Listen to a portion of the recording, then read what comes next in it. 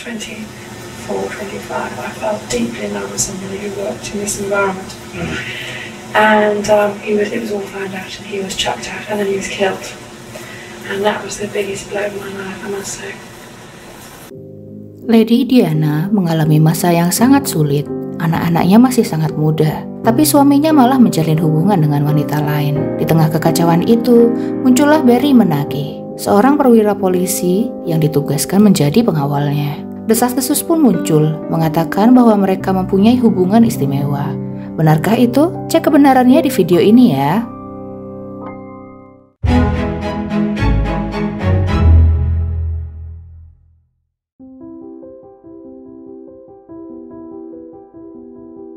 Semuanya bermula ketika tahun 1985, Lady Di membutuhkan pengawal baru karena kepala inspektur Graham Smith meninggalkan jabatannya. Pria seperti apa yang dibutuhkan untuk menjaga putri muda yang tidak bahagia? Seseorang yang sangat kuat, sangat waras, dan sudah menikah. Seseorang yang bisa menjauhkannya dari masalah. Kriteria itu cocok dengan Barry Albert Menake. Pria yang 1 dekade lebih tua dari Diana ini telah memiliki istri dan 2 anak. Dia tampan, maskulin, tinggi kekar, dan memiliki reputasi sebagai Jack the Lad. Di balik penampilannya, dia memiliki kepribadian yang lucu dan mampu membuat Diana merasa nyaman. Hubungan mereka makin dekat setelah Diana mengalami kecelakaan memancing di Kastil Balmoral. Saat Diana dengan muram melihat suaminya memancing, kait salmon dari logam berkarat tertanam di kelopak matanya. Bodyguard segera membawa Diana kembali ke rumah untuk menerima perawatan medis. Menake mengemudikan mobil dan menghiburnya. Menake, bukan suaminya. Barry segera menjadi orang kepercayaan Diana dan menjadi pundak untuk menangis saat kehadiran Camilla Parker Bowles meningkat. Mereka menghabiskan waktu berjam-jam ngobrol dalam perjalanan membawa anak-anak ke Highgrove saat akhir pekan. Barry juga yang bersamanya mengantar William ke sekolah. I just, wore my heart on my sleeve. I was only happy when he was around. And then, so you had an intimacy, which you weren't getting. Yeah. Diana bahkan mempertimbangkan untuk melarikan diri dengannya.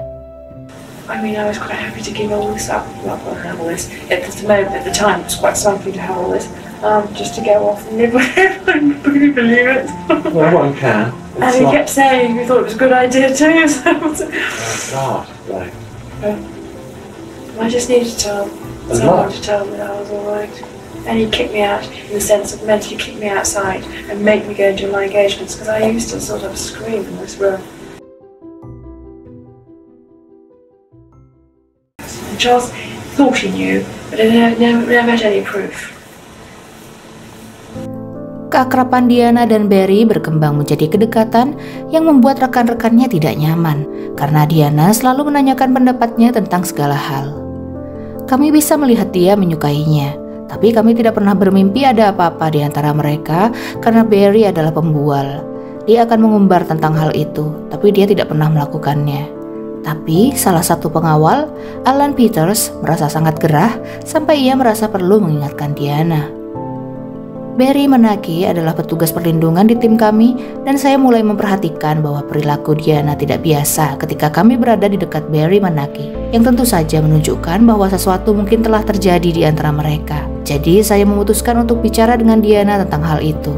Selama 20 menit pertama dia menyangkal, tapi kemudian dia memberitahu saya apa yang sebenarnya terjadi. Dia memiliki semacam hubungan dengan Menake. Saya mencoba memberitahunya betapa berbahaya dan tidak mungkin baginya untuk tetap bersama anak-anak jika dia masih seperti itu. Tapi, apakah klaim Peters benar? Dalam bukunya Love and War, James Hewitt menulis bahwa Diana membenarkan hubungan asmara dengan Barry. Namun, Simon Simmons ingat Diana bersumpah bahwa tidak ada perselingkuhan. Dia mengatakan kepada saya bahwa dia banyak berbicara dengannya. Mereka saling terbuka dan dia menyampaikan informasi tentang Camilla. Diana mengatakan kepada Ken Wolf bahwa desas-desus perselingkuhan itu tidak benar dan menganggap dirinya sebagai korban dari kampanye kotor kubu Charles. Menake adalah bahu untuk menangis dan saya pikir kita semua, baik pria maupun wanita yang bekerja dengan sang putri adalah bahu yang potensial untuk dijadikan tempat menangisnya. Itu adalah gayanya. Di rekaman Peter Sutherland, Diana mengklaim hal serupa. Same with having section. No.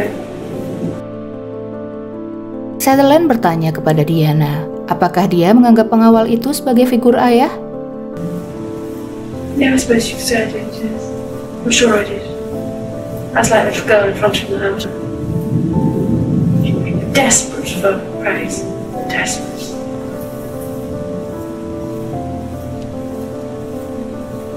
Namun, gosip tentang hubungan Putri Wales dan pengawalnya tak bisa dibendung dan menyebar di royal family seperti api. And it got so difficult. People got so jealous. Bitchy in this house. And eventually he had to go. Barry pun dipanggil atasannya, dituduh terlalu akrab dengan Putri Wales dan dipindahkan ke tugas perlindungan diplomatik. Kepada media, Barry mengatakan bahwa dia dipindahkan karena alasan domestik dan menambahkan bahwa dia dan Diana adalah teman baik, tidak lebih. Sementara itu, menurut Peters, Diana kesal setelah diberitahu bahwa Barry dicopot dari posisi sebagai pengawalnya. Pangeran Wales mendekati saya dan bertanya, "Kenapa Putri bersikap seperti itu? Ada apa sebenarnya?" Saya menjawab, "Anda harus berbicara dengannya." Dan dia menjawab, "Saya sudah mencoba, dan sepertinya hal yang membuatnya kesal adalah Barry Menaki akan kembali ke seragam. Kalau benar karena itu, biarkan Barry tetap tinggal." Peters mengatakan bahwa selama percakapan itu, Charles menyadari perasaan Diana terhadap Barry. Dia benar-benar terkejut dan jelas-jelas sangat kesal.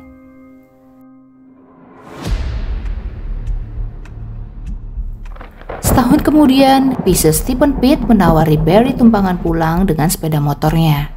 Saat mereka meluncur di jalan yang diguyur hujan, Nicola Chop yang baru berusia 17 tahun meninggalkan rumahnya untuk bertemu dengan seorang teman. Terapis kecantikan yang baru saja lulus tes mengemudi ini tiba-tiba melihat sepeda motor melaju ke arahnya dan membuatnya mendadak menginjak rem.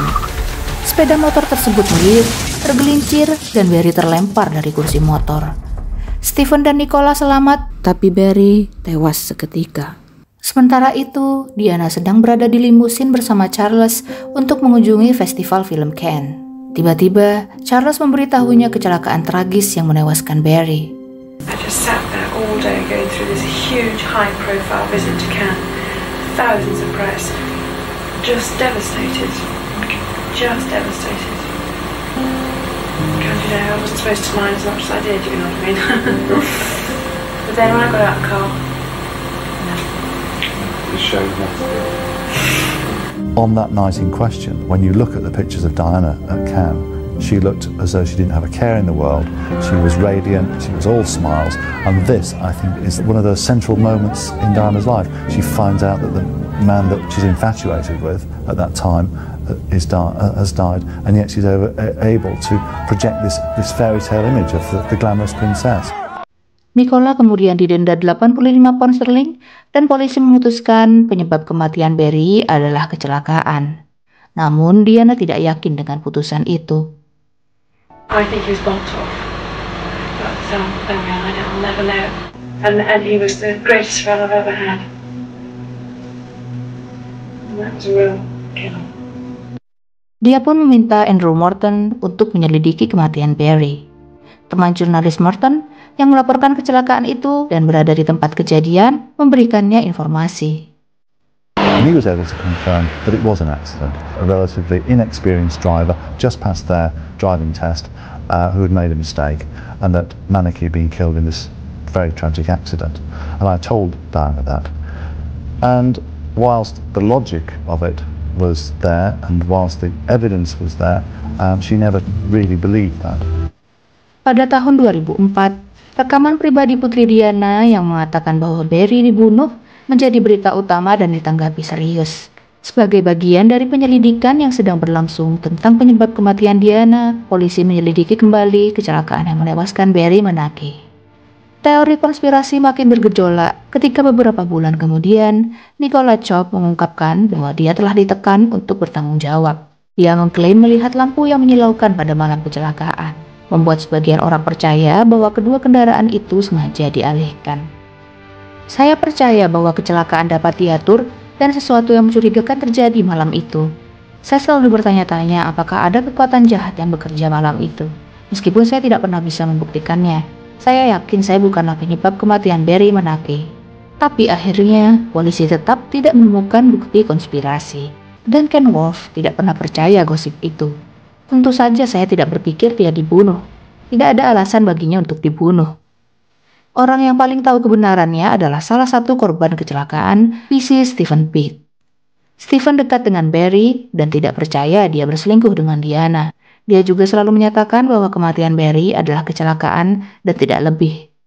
Apapun yang terjadi padanya, jelas bahwa bayang-bayang Barry cukup menghantui Diana. I used to have really disturbing dreams about him.